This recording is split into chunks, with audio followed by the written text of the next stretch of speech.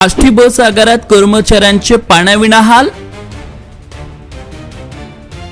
अति तापमानात कर्मचाऱ्यांना पिण्यासाठी पाणी नाही। कुठे चालले तुम्ही जार घेऊन? पाणी नाही का आगारात? कर्मचाऱ्यांचे बेहाल, प्रशासनाचे दुर्लक्ष। प्रवाशांना सेवा देणारे कर्मचारी मूलभूत सुविधांपासून वंचित।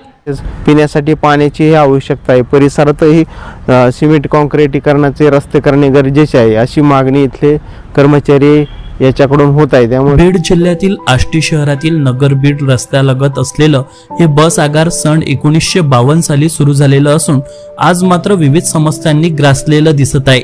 सर्वात गंभीर बाब म्हणजे या ठिकाणी पिण्यासाठी पाणीच उपलब्ध नाही। कर्मचाऱ्यांना अक्षरशः बाहेरून पाणी विकत आणून आपली तहान भागवावी लागत आहे। त्यामुळे अति तापमानात आता कर्मचाऱ्यांचे मोठे हाल होताना दिसून येत आहे। विशेष म्हणजे आगार परिसरातील रस्त्यांची दुरवस्था झाली असून जुन्या बसही जीर्ण अवस्थेत उभ्या आहेत। याचा थेट परिणाम प्रवासी सेवा आणि कर्मचाऱ्यांच्या कामकाजावर होताना दिसतोय।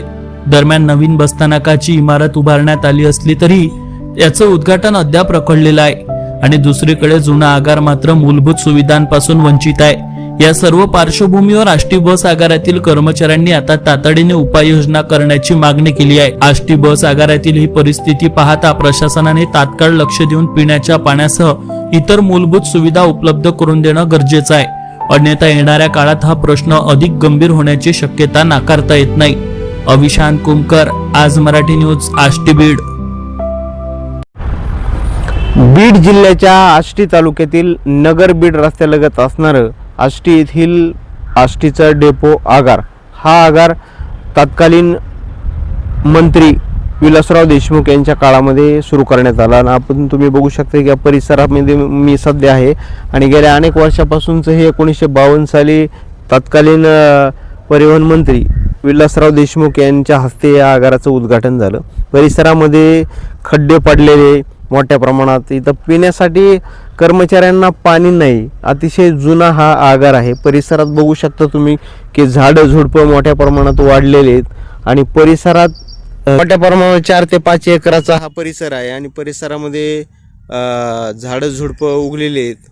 म्हणजे वेड्या बाभळींचं मोठ्या प्रमाणात या भागामध्ये परिसरात आहे आणि या परिसरात रस्ते देखील नाहीत आणि अतिशय हा जुना डेपो आहे। तर याचे नूतनीकरण होणं गरजेचं आहे। गेल्या अनेक दिवसापासून मागणी करूनही याकडे दुर्लक्ष होत आहे। त्यामुळे आष्टी आगारात कर्मचाऱ्याचे देखील हाल होत आहेत। पाण्या वाचून इथले कर्मचाऱ्यांचा अडचण होत आहेत। गेल्या अनेक दिवसापासून ही मागणी करून याकडे दुर्लक्ष होत आहे।